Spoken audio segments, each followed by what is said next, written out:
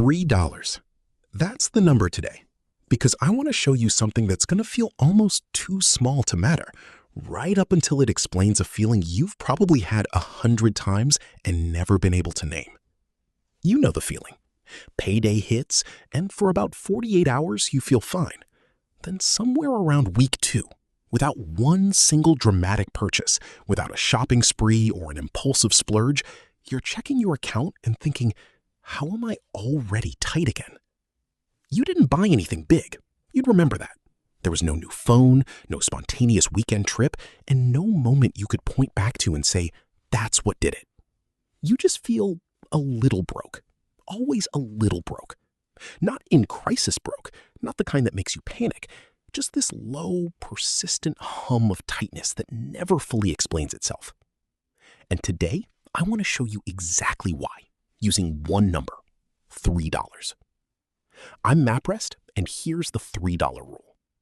Any purchase under about $3 lives in a psychological blind spot. It's too small to trigger the mental alarm that goes off for a $50 or $100 purchase. Your brain has a built-in scrutiny threshold, and $3 sits comfortably underneath it every single time. A coffee, a vending machine snack, a small app purchase, a dollar store impulse grab. None of it registers as spending in the way a bigger purchase does. It registers as basically nothing. And that's exactly the problem, because basically nothing, repeated daily, is not nothing at all. Here's why this specific range is so dangerous. More than $1 purchases and more than $10 ones. Under $1, you genuinely don't do it often enough for it to add up. There just aren't that many true $1 purchases available to you in a day. Modern pricing barely even lands there anymore. Almost nothing costs a single dollar. Over $10, it crosses back into real spending territory in your head, and you start noticing it again, even if only a little. The same way you'd notice a $50 charge, but not a $3 one. There's a small internal flinch that happens somewhere between $8 and $12 for most people. A moment where your brain briefly asks, do I need this? Even if the answer is still yes.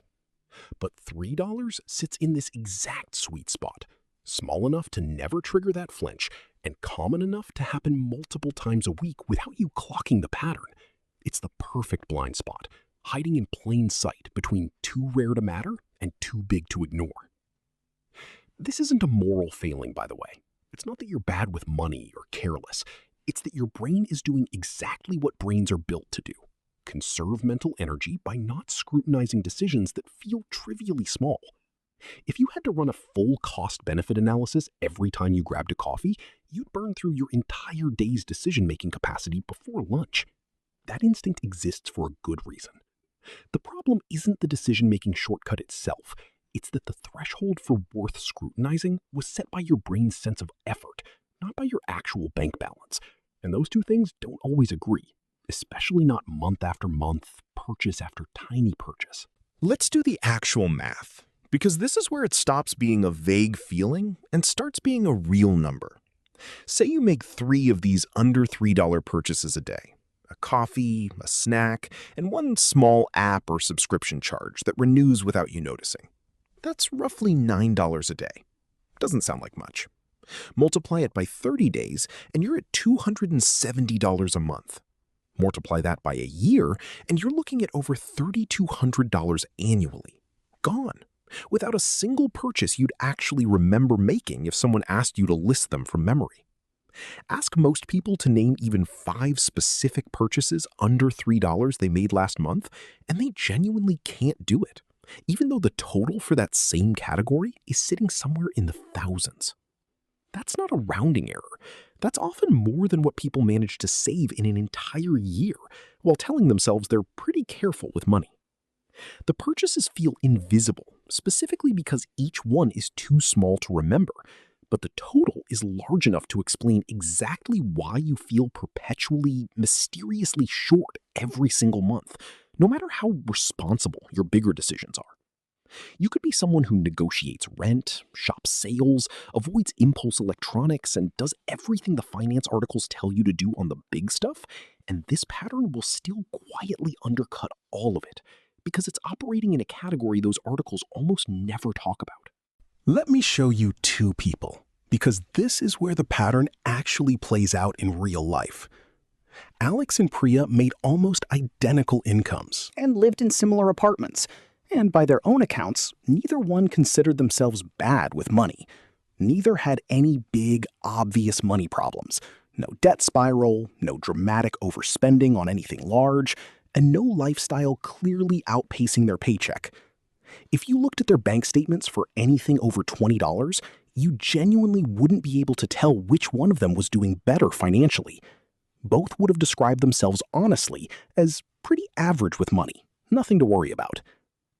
Alex never tracked anything under $5, figuring it wasn't worth the mental energy to log a coffee or a vending machine snack. It felt too small to matter, and honestly, tracking every tiny purchase sounded exhausting and a little obsessive to him, the kind of thing only extremely disciplined finance people did.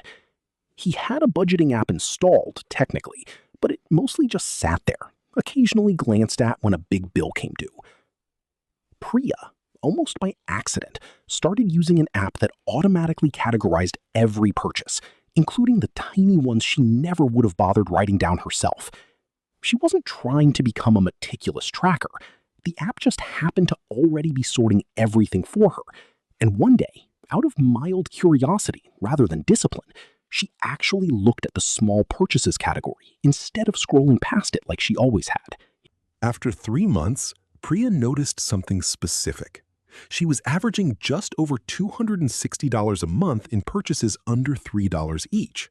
The coffees, the snacks, a couple of small recurring app charges she'd genuinely forgotten she had, the kind that renew quietly in the background forever, the kind you sign up for during a free trial and then simply never think about again. Nothing on that list felt significant individually. Added together, it was larger than her entire wants budget in every other category combined, which genuinely surprised her because she'd always assumed her wants budget was where most of her flexible spending lived. She didn't eliminate all of it.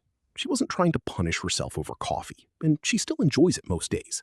But she did cancel 2 forgotten subscriptions she found buried in that list, one of which she couldn't even remember signing up for, and switched from buying coffee daily to 3 days a week, redirecting the rest, about $140 a month, straight into savings, without feeling like she was depriving herself of anything she'd actually miss.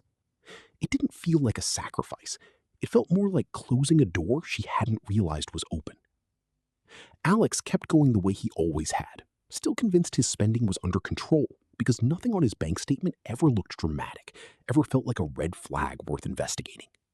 A year later, Priya had an extra $1,680 saved that she could point to and explain exactly where it came from, dollar for dollar, down to the canceled subscriptions and the coffee day switch.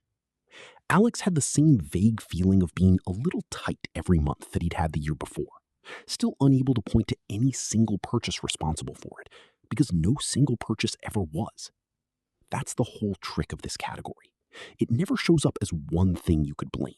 It shows up. So here's the fix. And it's not track every penny forever, because nobody actually sustains that, and I wouldn't recommend it anyway. That kind of hypervigilance usually burns out within a few weeks and leaves people feeling worse about money than before they started. It's simpler and more specific than that. For 1 month, let your purchases under $3 actually register.